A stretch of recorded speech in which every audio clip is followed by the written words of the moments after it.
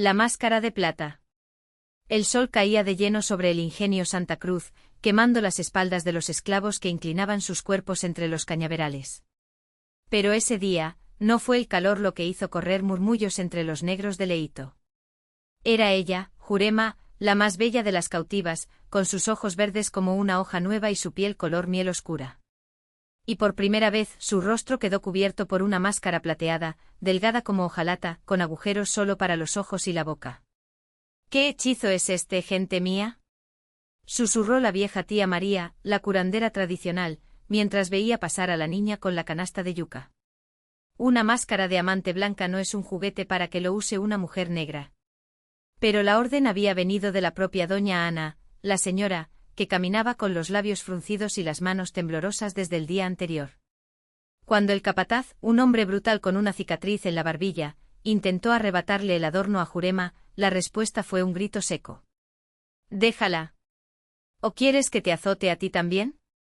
Nadie entendió.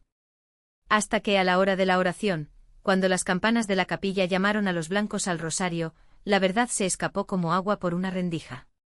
Doña Ana ya no era doncella. Su padre, el coronel Bastos, un hombre de espeso bigote y una reputación que mantener, había descubierto la deshonra en la sábana manchada de su hija. ¿Y el culpable? No un noble de Recife ni un comerciante de azúcar. Sino él, el hijo menor del vecino hacendado, el doctor Luis, que había pasado la temporada en Santa Cruz para ocuparse de los negocios.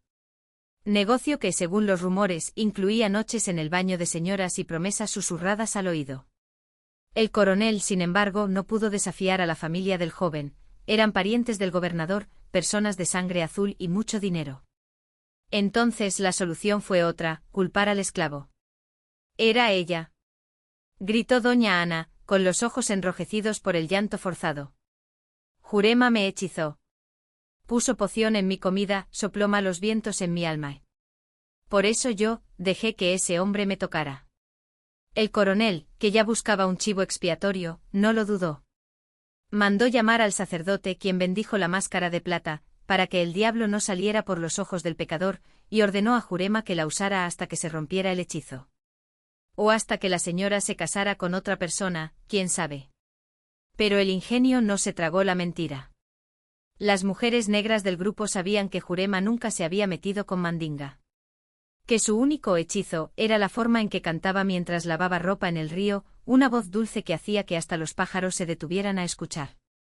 Los hombres en el cuarto de esclavos, que secretamente la deseaban, ahora la miraban con una mezcla de miedo e ira, porque una máscara como esa solo se pone a aquellos que ya están marcados para la muerte.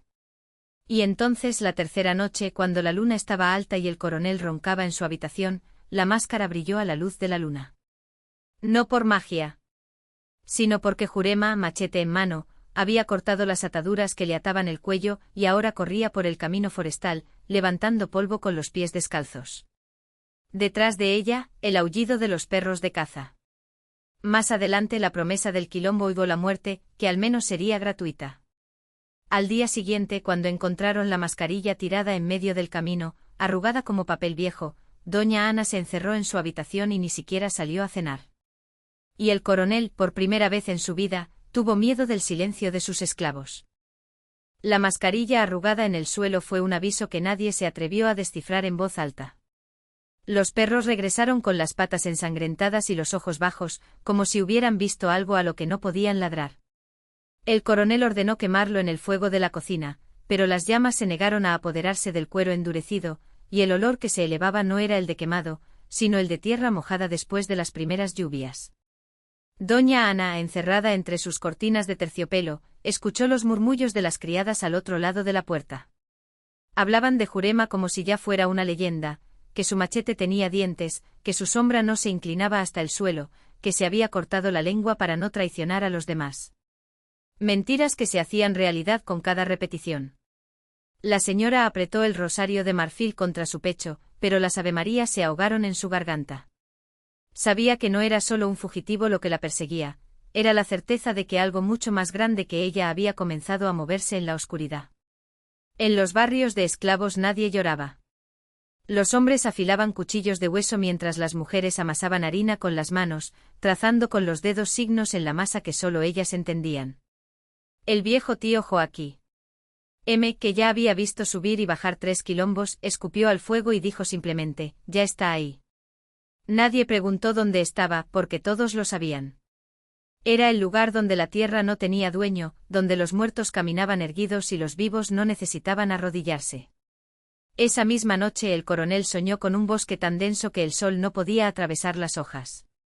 En medio del bosque un claro, y en el centro del mismo, Jurema sentada sobre una roca, el machete cruzado sobre las rodillas. No tenía máscara, pero su rostro era una sombra sin rasgos distintivos, como si alguien hubiera borrado sus rasgos con carboncillo. A su lado, otros rostros comenzaron a surgir del suelo, surgiendo de la tierra como raíces con ojos. El coronel se despertó gritando, con la camisa pegada al cuerpo por el sudor frío. En la pared de la habitación, escrito con algo oscuro que olía a hierro, había un solo nombre: Calunga. Por la mañana mandó llamar al capitán del bosque, un hombre delgado con cicatrices en forma de cruces en la espalda. El capitán llegó montado en un caballo negro con los estribos hechos de huesos de buey.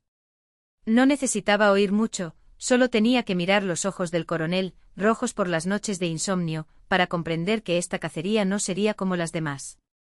«Si vas al bosque no vuelvas solo», advirtió el capitán, escupiendo al suelo. «Por dentro las cosas no son como las conocemos». El coronel no respondió. En cambio fue al armario, sacó la caja de madera oscura y la abrió sobre la mesa. En su interior, el revólver de plata que había heredado de su padre, con el mango tallado con serpientes. Cargó las 6 balas con manos que le temblaban un poco. «Toma esto», dijo empujando el arma hacia el capitán.